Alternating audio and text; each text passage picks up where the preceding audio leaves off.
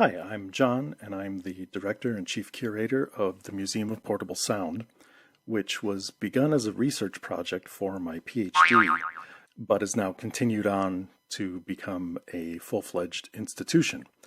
So you're probably wondering what this museum is. Well, it is a curated collection of sounds on one iPhone 4S, just one.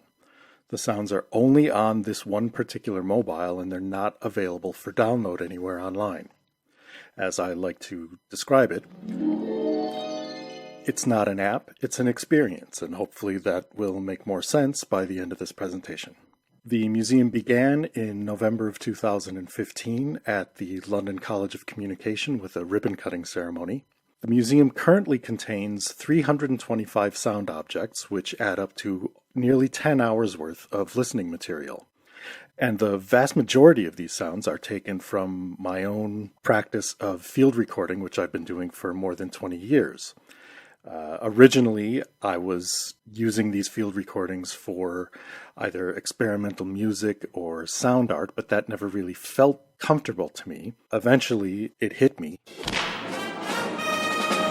Maybe these sounds actually belonged in a museum. Here's a map of the Museum of Portable Sound, and as you can see, it's divided into 4 floors or main topics.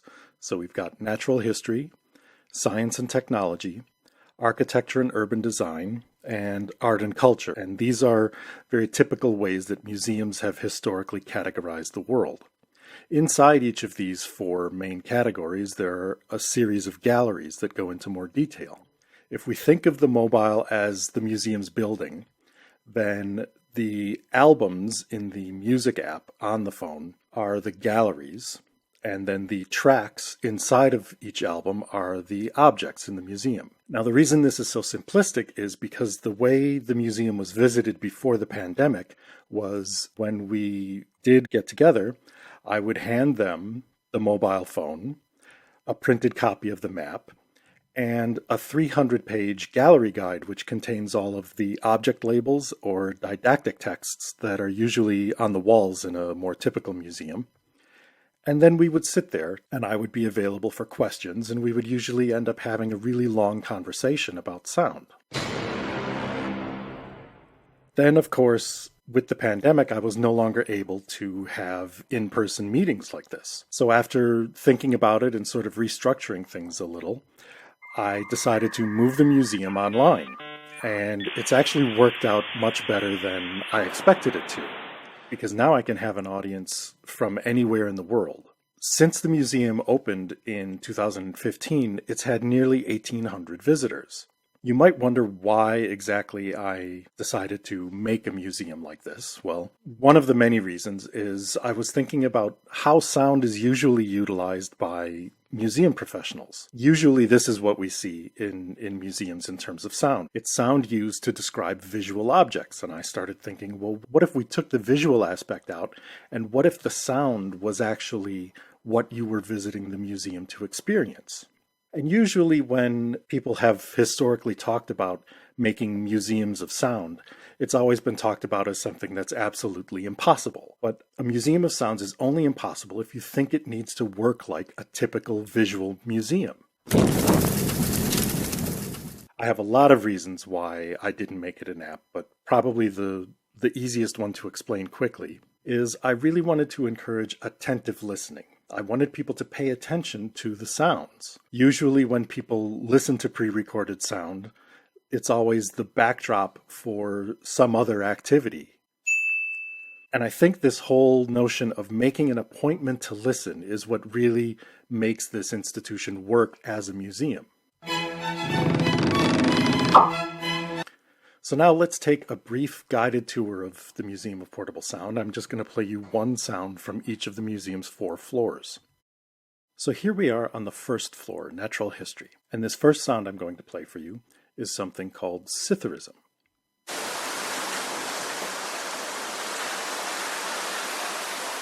It is a real word, and it means the sound of rustling leaves or wind in the trees. Okay, here we are on the second floor, Science and Technology, and this is the first recording of a human voice. And it's actually a visual recording of sound waves that was made in 1860 by a man in Paris named Edward Léon Scott de Martinville. It wasn't actually able to be heard until the year 2008 when a man named Patrick Feaster figured out how to digitally convert this image back into its original sound.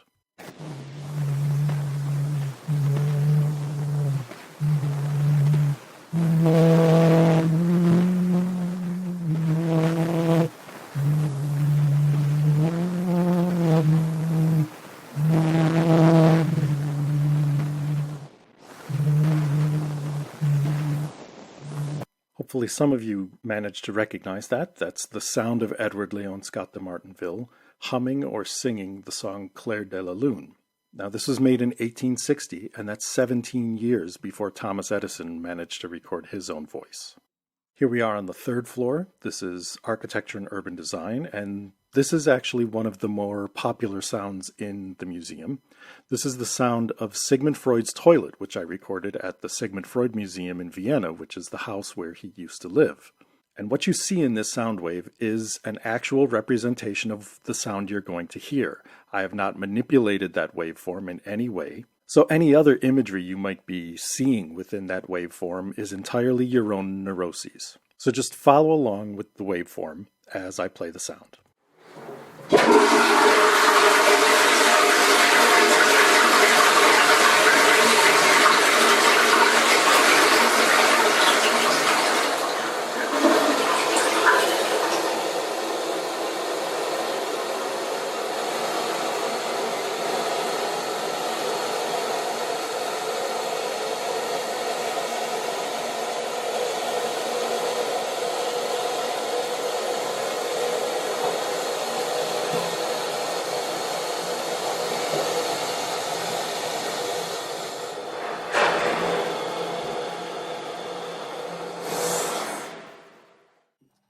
Okay, now we're on the last floor, floor 4, art and culture. This was recorded by a friend of mine who grew up in Lisbon, Portugal. And this is the sound made by people who are known as amoladores, who ride around Lisbon on bikes that can be converted into portable workshops. So when they show up to a new neighborhood, they play a small tune on a plastic whistle. And according to my friend, this is the sound that when he hears this in Lisbon, he knows that he's home.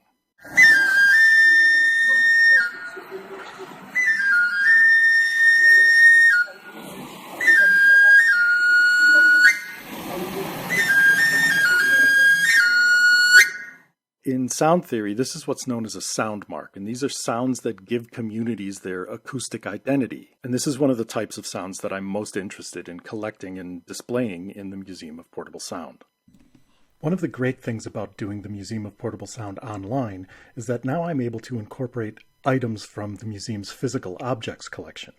So I'm going to demonstrate one of these objects for you now.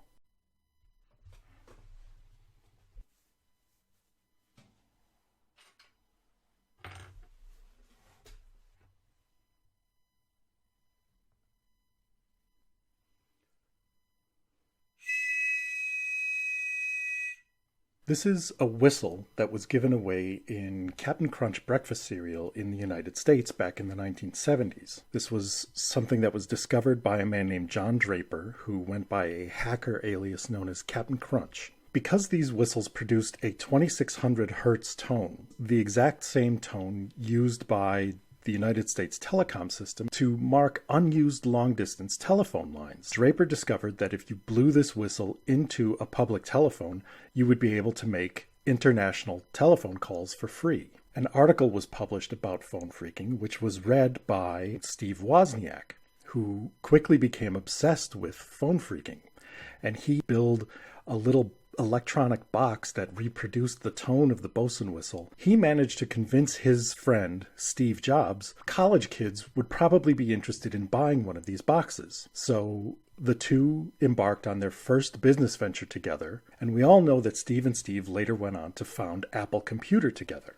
So without these whistles, we never would have gotten the iPod, one of the world's most popular portable sound devices. That concludes our brief guided tour today. I hope you'll think about exiting through the museum's gift shop, and thanks very much for listening.